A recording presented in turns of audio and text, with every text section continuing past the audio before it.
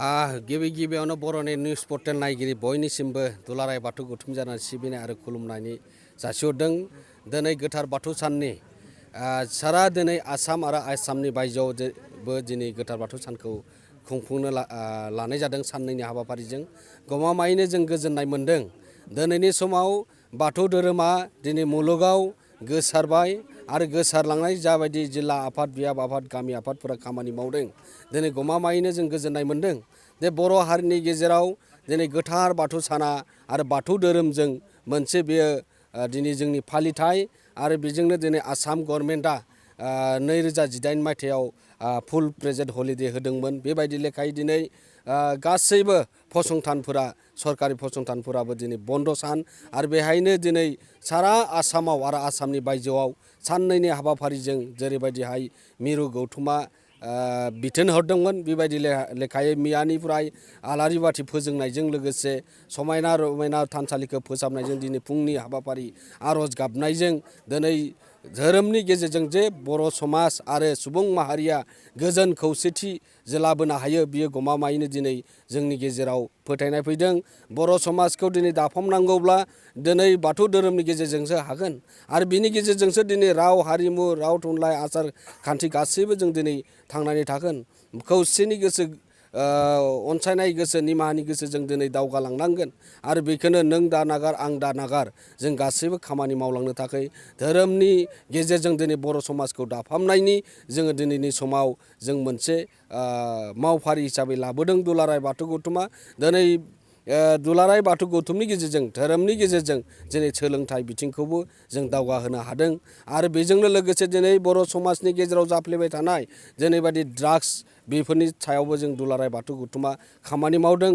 लाइमोन माइनाव दौरि आसारि बिथांमोनाबो गोबां खामानि मावदों। बर' समाजखौ फोसाबनायनि खामानि मावदों। दिनै समाव गमामायैनो बे गोथार बाथौ सानाबो सारा दिनै बिश्वआव थानाय बर' माहारिया जे दिनै गोथार बाथौ सानखौ फालिदों बे जाबाय बाथौ धोरोमनि गेजेरजों गमामायैनो दिनै जों बेखौ फोथायो जे बर' होनना बुङोब्ला बाथौआनो बर' बाथौआनो दिनै धोरोमारि बाथौ धोरोमनि गेजेरजों जों दिनै आबुं बर' माहारिखौ दाफामनायनि जि माने आवगायदों बेयो दिनै जोंनि बर' हारिनि गेजेराव नुसारबाय। दिनै जोंनि ओनसोलाव जेरैबायदिहाय दङ बेबायदि बिश्वनाथ जिल्लायावबो जेरैबायदि थानानै बर' समाजनि थाखाय खामानि मावनो लाबोदों गमामायैनो जों गोजोननाय मोन्दों। दिनै गावनि धोरोमखौ नागारनानै गुबुनाव थाङाखै। दिनै गुबुननिफ्राय दिनै बाथौ धोरोमाव जेरैबायदि बिबानगिरि बिथांमोना खामानि मावनायनि थाखाय आरो गुबुन धोरोमनिफ्राय जायफोरा आनज्रायलांदोंमोन बै समाव दा बाथौ धोरोमखौ गावनि बर' हारिनि गुदि धोरोमखौ दिनै आजावफिनदों आरो गमामायैनो दिनै बाथौ धोरोमनि गेजेराव गोबां गावस्रानाय गौथुमफोर दङमोन बेफोरखौ लानानै दिनै दुलाराय बाथौ गौथुमनि गेजेरजों जोंनो क'अर्डिनेशन कमिटि टिम दानानै दा जों गासै बाथौफोरखौ जोङो ज' खालामनानै जों खौसेयै आगान सुरलांनो थाखाय जोङो बाथौ धोरोमखौ गेलांसार खालामनो थाखाय बाथौ जि मोननांगौनि थाखाय दिनै खामानि मावदों आरो नेशनेल हलिडे मोननांगौनि थाखाय दिनैनि समाव क'अर्डिनेशन कमिटिनि गेजेरजोंबो बेखौ खामानि मावनो थाखाय आगबारायदों। बेनिखायनो जों बयनिसिमबो दुलाराय बाथौ गौथुमनि जानानै मुलुगाव थानाय सुबुं माहारि बयनिसिमबो गोजोन आरो खौसेथिखौ आर'जनि गेजेरजों जों लाबोनो हायो आरो बिनिसिम बयनिसिमबो गोथार गोसोनि सिबिनायखौ जासिहरदों। गोजोन्थों।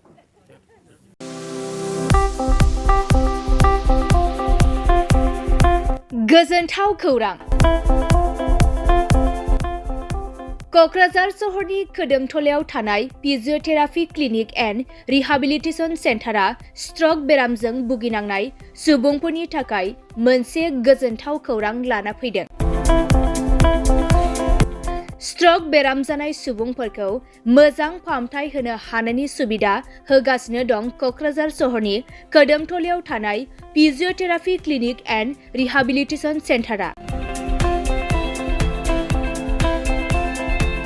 क'क्राझार सहरनि साखाथिनि खोदोमथलायाव थानाय जावा श'रुमजों नांजाबनाय फिजिअथेरापि क्लिनिक एन्ड रिहाबिलिटेसन सेन्टारा रोंगौथि गोनां कनसालटेन्ट फिजिअथेरापि डक्टर सिला बसुमतारीनि सार्भिस होनायाव stroke, sports injury, spondylitis, sciatica pain, joint pain, strain and sprain, frozen shoulder, postural correction, paediatric PT, after surgery, multiple sclerosis, post lung infection, Parkinson's disease, post fractures आरो disc प्रलेप्स आरो slip डिस्कनि बेराम जानायफोरखौ सोखानो हायो। आरो बे फिजियोथेरापि clinic and rehabilitation सेन्टारा क'क्राझार सहरनि गेजेरावनो बेरामिनि न'आव थांनानैबो सार्भिस होनो हानायनि सुबिदाखौबो होगासिनो दं। जुदि नोंथाङाबो स्ट्रक बेरामजों भुगिनांना दंब्ला थाबैनो क'क्राझार सहरनि कोदोमथलायाव थानाय फिजियोथेरापि क्लिनिक एन्ड रिहाबिलिटेसन सेन्टाराव थांनानै फाहामथायखौ लानो हागोन। लोगोसे नोंथाङा आबुङै मिथिनो थाखाय 6001597629 एबा 9101439836 जानबुं नम्बराव कल खालामना थोंजों खौरां लानो हागोन।